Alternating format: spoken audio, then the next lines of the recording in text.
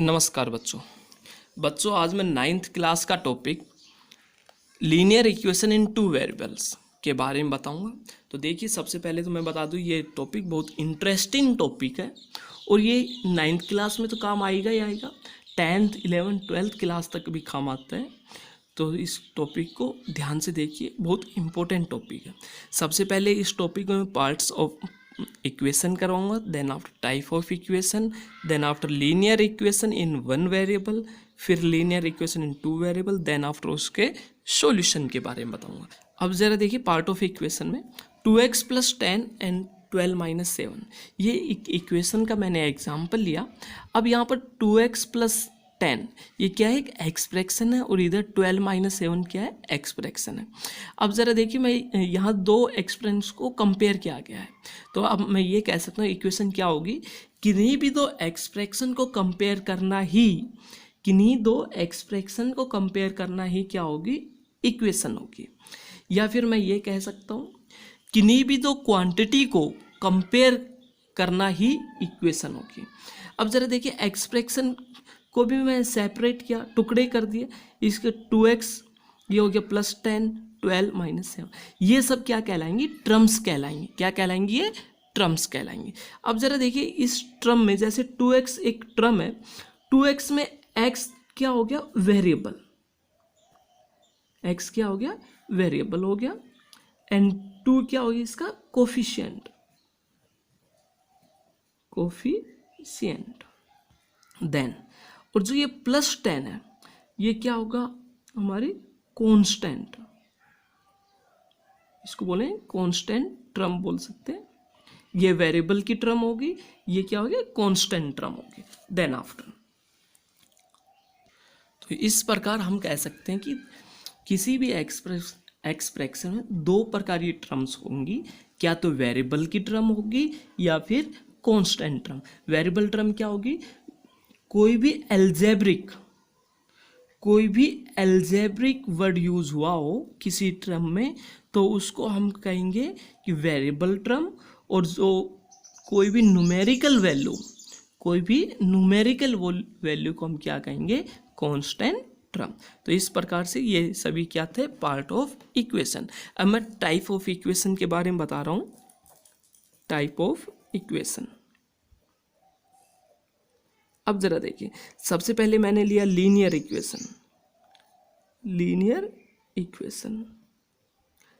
Equation का example लिया मैंने, 2x + 10 = 5। अब जरा देखिए, लीनियर इक्वेशन क्या होगी, एक ऐसी इक्वेशन जिसमें एक ही वेरिएबल हो और हाईएस्ट पावर क्या हो उसकी 1। दोबारा सुन लीजिए, लीनियर इक्वेशन क्या होगी, एक ऐसी इक्वेशन जिसमें एक ही वेरिएबल हो और हाईएस्ट पावर क्या हो, 1 हो, वो क्या कहलाएगी, linear equation. Then after quadratic equation.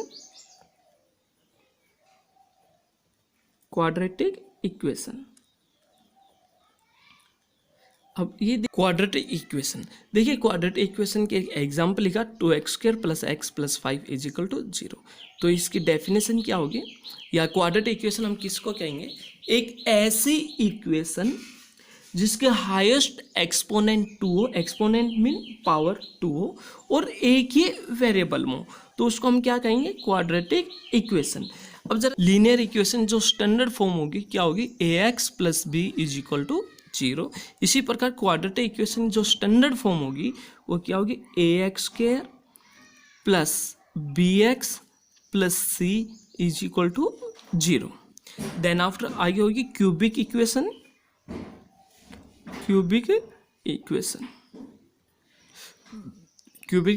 का एग्जांपल लिख रहा हूं मैं, 2x² + 3x² + 5x + 9 = 0। अब देखिए, क्यूबिक इक्वेशन के एक एग्जांपल लिया, 2x³ + 3x² + 5x + 9 = 0। तो देखिए, क्यूबिक इक्वेशन मैं किसको कहूँगा, एक ऐसी इक्वेशन जिसकी हाईएस्ट पावर 3 हो और एक ही वेरिएबल में हो, तो उसको क्या कहेंगे, क्यूबिक इक्वेशन। और इसकी जो स्टैंडर्ड फॉर्म होगी वो होगी ax³ plus bx² plus cx plus d is equal to 0। अब हम पढ़ेंगे linear equation in one variable. Linear equation in one variable.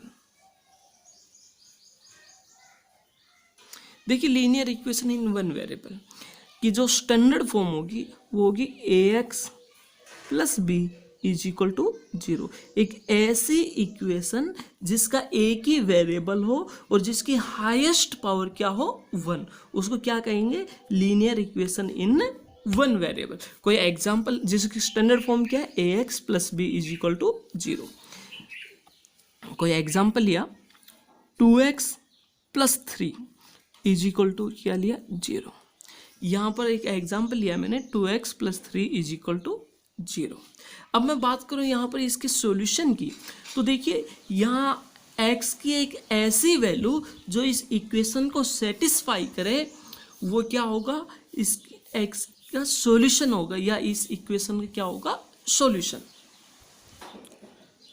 तो यदि मैं x की जगह यहाँ ले लेता हूँ -3/2, तो ये किसके इक्वल आ जाएगा? 0 की इक्वल आएगा। कैसे? 2 से 2 कट के क्या बचेगा? -3 प्लस 3 क्या हो गया? 0।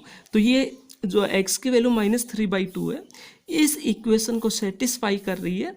तो मैं ये कहूँगा कि जो linear equation in one variable का सॉल्यूशन हमेशा क्या होगा? यूनिक सॉल्यूशन होगा। क्या होगा? Unique solution. सिर्फ एक ही सॉल्यूशन होगा linear equation in one variable का। आगे मैं ले रहा हूँ linear equation in two variable. Linear equation in two variable, तो जरा देखिए, सबसे पहले मैं बताऊंगा कि linear equation in two variable की जो स्टैंडर्ड फॉर्म होगी वो होगी ax plus by plus c is equal to 0, जहाँ पर x एंड y क्या हैं? वेरिएबल्स हैं। तो जरा देखिए, एक ऐसी इक्वेशन जिसमें दो वेरिएबल हो और जिसकी हाईएस्ट पावर क्या हो? 1, उसको क्या कहेंगे? Linear equation in two variable. For example 2x plus 3y plus 4 is equal to 0। 2x plus 3y plus 4 is equal to 0। ये क्या है? Linear equation in two variable का एक एग्जाम्पल है। अब जरा देखिए, इसके सॉल्यूशन की बात करूं तो लीनियर इक्वेशन टू वेरिएबल के जो सॉल्यूशन होंगे वो होंगे infinitely many solution. Infinitely many solution मतलब इस इक्वेशन के सॉल्यूशन बहुत सारे हो सकते हैं। अब मैं इस यूनिट में एक्सरसाइज 4.1 के बारे में बता रहा हूँ, जरा ध्यान से देखिए। एक्सरसाइज 4.1 का question number first, the cost of a notebook is twice the cost of a pen, write a linear equation two variables to represent this statement. क्या कहा? यहाँ एक नोटबुक की जो कॉस्ट है पेन की कॉस्ट से दोगुनी है। नोटबुक की कॉस्ट पेन की कॉस्ट से दोगुनी। ये अब हमें ये जो स्टेटमेंट दी हुई है इसको linear equation in two variable में रिप्रेजेंट करना है। तो देखिए, सबसे पहले मैंने माना let the cost of a notebook, जो एक नोटबुक की कॉस्ट है वो मान लिया मैंने x rupees, and cost of a pen, एक जो पेन की कॉस्ट माननी y rupees. Then after according to question में कहा गया था जो नोटबुक की कॉस्ट है पेन की कॉस्ट की क्या है? दोगुनी। तो मैं ये लिखूंगा जो नोटबुक की जो कॉस्ट होगी पेन की कॉस्ट से दोगुनी, मतलब जो पेन की कॉस्ट को 2 से मैं मल्टीप्लाई कर दूं तो ये इक्वेशन बन जाएगी। 2y को मैं लेफ्ट हैंड साइड लाऊंगा तो x minus 2y is equal to क्या आ गया? 0। तो ये इस प्रकार से लीनियर इक्वेशन आ गई in two variable. Then after question number second, question number second, express the following linear equation in the form ax plus b y plus c is equal to 0 and indicate the values of a b and c in each case. क्या कहा, ये जो नीचे equation दी हुई है उसको a x plus b y plus c is equal to 0 की form में लिखना है और हमें ए बी और सी की वैल्यू बतानी है। तो जरा देखिए, जो linear equation in two variable की जो स्टैंडर्ड फॉर्म होगी वो होती है हमारे a x plus b y plus c is equal to 0।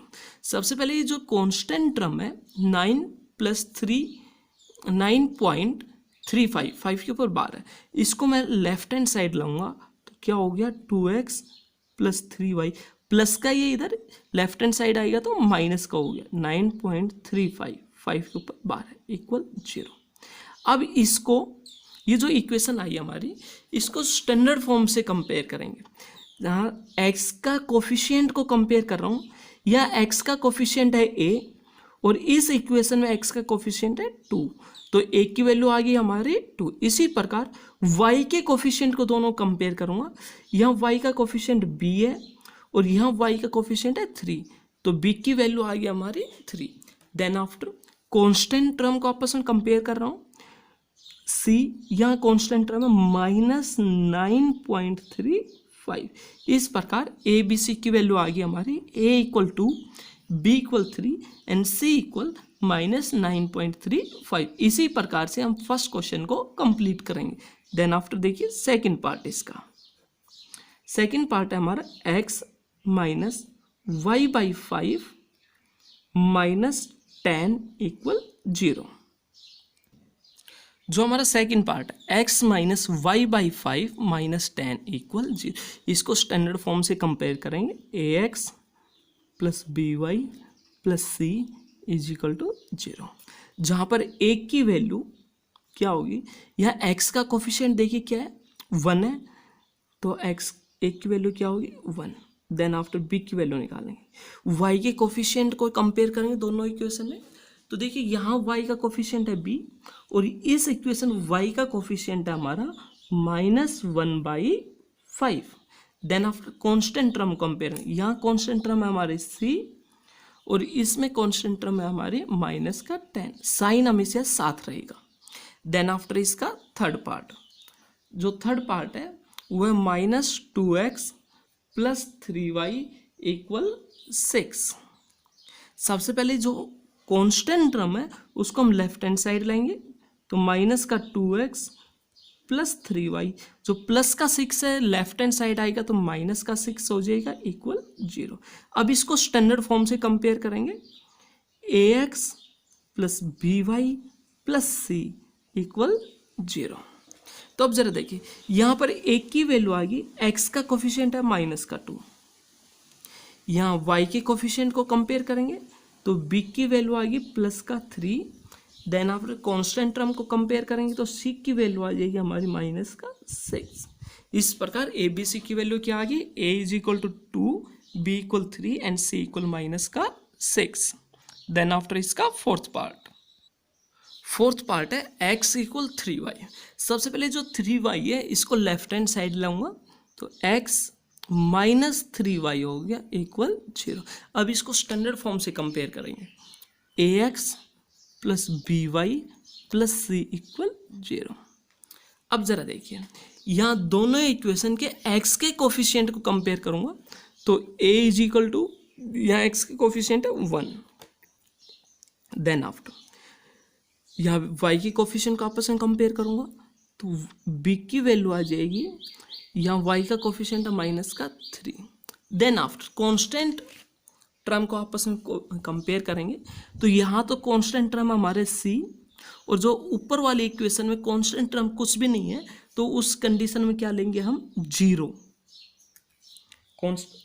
c की वैल्यू हमारी क्या आ गई 0। देन आफ्टर हमारा फिफ्थ पार्ट में 2x इक्वल माइनस 5y है, इसको भी इसी प्रकार से करेंगे जिसमें फोर्थ पार्ट में क्या था।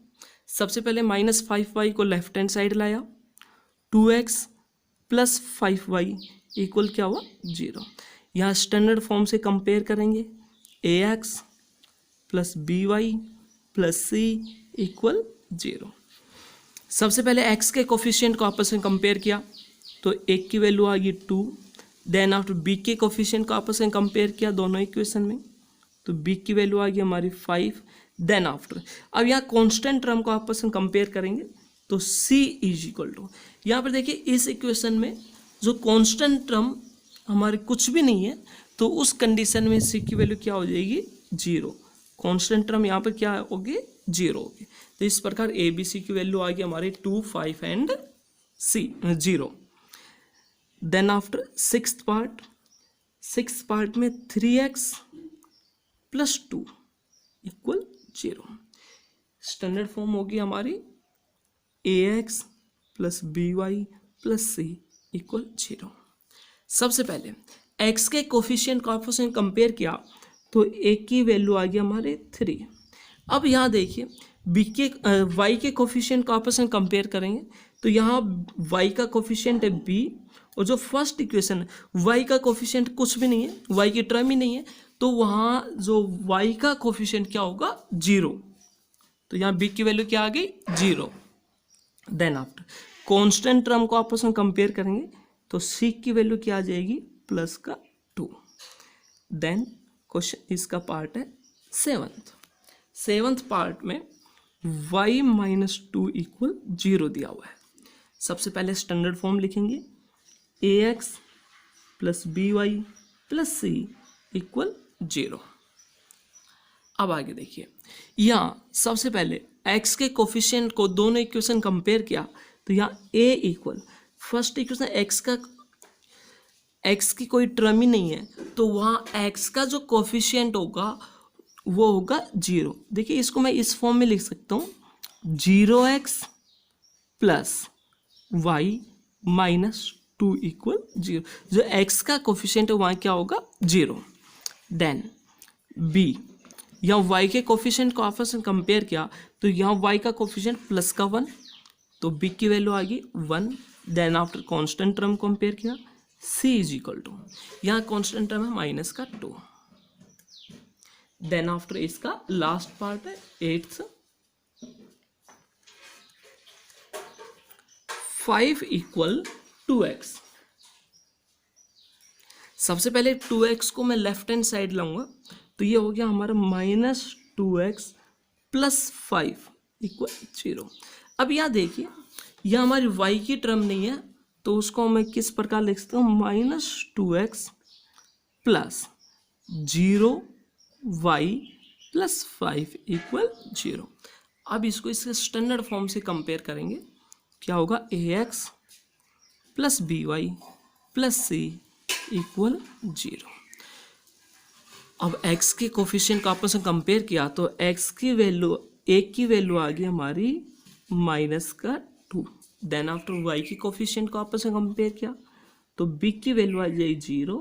देन कांस्टेंट टर्म को कंपेयर करेंगे तो c की वैल्यू आ जाएगी 5। इस प्रकार से हमारी एक्सरसाइज 4.1 कंप्लीट हो जाती है।